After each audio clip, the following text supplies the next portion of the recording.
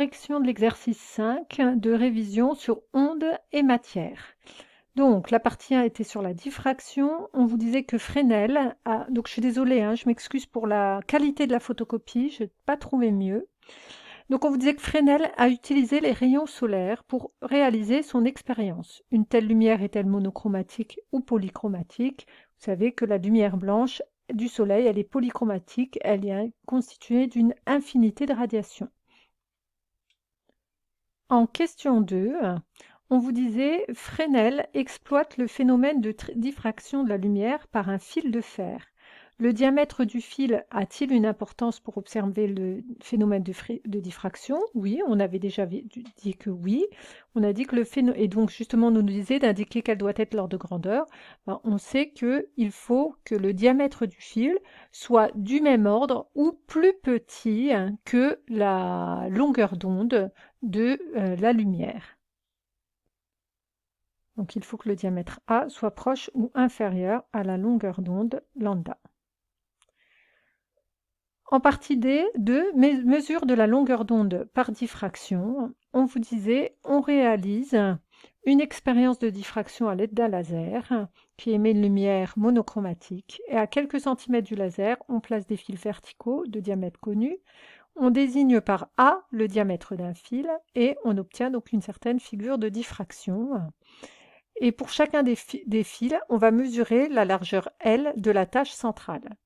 À partir de ces mesures et des données, il est possible de calculer la demi-ouverture angulaire, θ. Donc il n'y a pas besoin d'expliquer, elle est expliquée ici. Sur le schéma, on voit quoi ça représente θ. Question 1.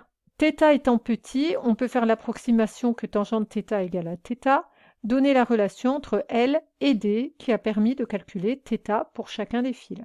Donc je rappelle, ici on voit qu'on a un triangle rectangle. L est la largeur de la tâche centrale. Donc dans ce triangle rectangle, ici cette longueur-là c'est L sur 2. Ici on a la distance D et là on a θ. Donc on voit qu'on a tangente θ égale à côté opposé, donc L sur 2 divisé par D, donc L sur 2D, et on a l'approximation tangente θ à peu près θ, donc θ égale à L sur 2D. Ensuite, donner la relation liant θ, lambda et A. Donc en fait, cette demi-ouverture, elle est liée à la longueur d'onde et au diamètre du fil par une relation que vous devez connaître. Que vous devez connaître par cœur, c'est que θ est égal à lambda sur A. Donc θ ici, c'est un angle qui va être exprimé en radians. Lambda, c'est une longueur d'onde en mètres. Et le diamètre du fil, l'unité est également des mètres. On vous demandait, on trace la courbe θ en fonction de 1 sur A, montrer que la courbe obtenue est en accord avec l'expression de θ donc d'expression précédente. Donc on voit que cette courbe, c'est une droite qui passe par l'origine. On va écrire l'équation de cette droite. Donc l'ordonnée, on voit bien que c'est proportionnel à l'abscisse. Donc on peut écrire que l'ordonnée, donc sur le graphique, l'ordonnée c'est θ, c'est égal à un coefficient, c'est le coefficient directeur de la droite, multiplié par l'abscisse, puisqu'on a une droite qui passe par l'origine. Et justement, ici, nous, dans la relation qu'on avait, la relation théorique, ça c'est graphique, θ est égal à lambda fois 1 sur A. Donc oui, on voit bien qu'on retrouve bien la même chose, θ, 1 sur A, et donc on constate que le coefficient directeur de la droite, K, coefficient directeur de la droite, il nous donnera la valeur de lambda. Que K égale lambda. En question D, montrer comment pourrait-on déterminer graphiquement la longueur d'onde? Tout simplement en déterminant le coefficient directeur de la droite. Et c'est justement ce qu'il fallait faire à la question E. Donc on va calculer le coefficient directeur de cette droite et on obtenait, je vais vous donner directement le résultat, on obtenait, alors pour un point de la droite, je vais quand même vous mettre le point de la droite, pour le point 1 sur A qui vaut 5,010 puissance 4 mètres moins 1. Et donc, pour ce point-là, on avait θ qui vaut 2,8 10 puissance moins 2 radians, eh bien on en déduit que lambda est égal à 5,6 10 moins 7 mètres, c'est-à-dire 560 nanomètres.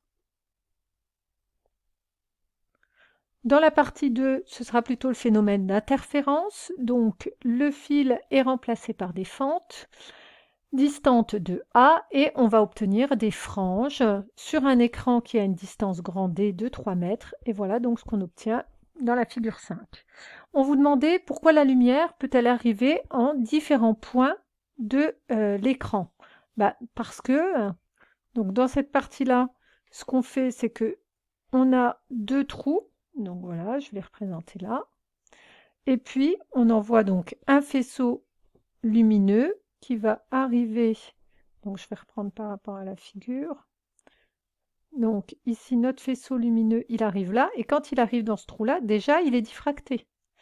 Et puis ici, pareil, quand il arrive ici, il est diffracté. Étant donné qu'il est diffracté, si on a un écran un peu plus loin, que la lumière puisse arriver en tout point de l'écran. Néanmoins, on voit que le phénomène de diffraction, il va se faire que par rapport à les faisceaux qui vont se rejoindre. Les faisceaux qui sortent des deux trous vont se rejoindre. Donc le phénomène de diffraction, on l'observe ici. Et ça va expliquer que ces franges-là, on ne va pas les observer sur tout l'écran, mais plutôt au centre de l'écran. Donc ici, on a des franges d'interférence. Donc elles vont avoir lieu juste entre là et là. Et ici, on pourra avoir un petit peu de lumière liée à la diffraction, plus ou moins atténuée, selon là où on est placé. Dans la question suivante, on vous demandait la largeur sur l'écran d'un ensemble de 6 franges consécutives est de 25 mm. Sachant que la distance entre les centres de deux franges est égale à I égale à lambda d sur A, et que l'écart A est de 0,40 mm, quelle est la longueur d'onde lambda? Première chose, on vient de voir que 6i c'était égal à 25 mm, donc on peut en déduire l'interfrange. L'interfrange, elle sera égale à 25 divisé par 6, qui nous donnait 4,2 mm. Et ensuite, d'après la formule, on trouvait que lambda, c'est égal à AI sur D. Donc, en remplaçant par les valeurs, 4,0 10 puissance moins 4 fois 4,2 10 moins 3, le tout divisé par 3 mètres, et on trouvait une longueur d'onde de 5,6 10 moins 7 mètres, c'est-à-dire 560 nanomètres. On vous demandait pourquoi mesurer 6 franges à la place d'une seule, tout simplement pour augmenter la précision. Voilà pour ce problème qui était un problème simple et classique sur la diffraction et les interférences.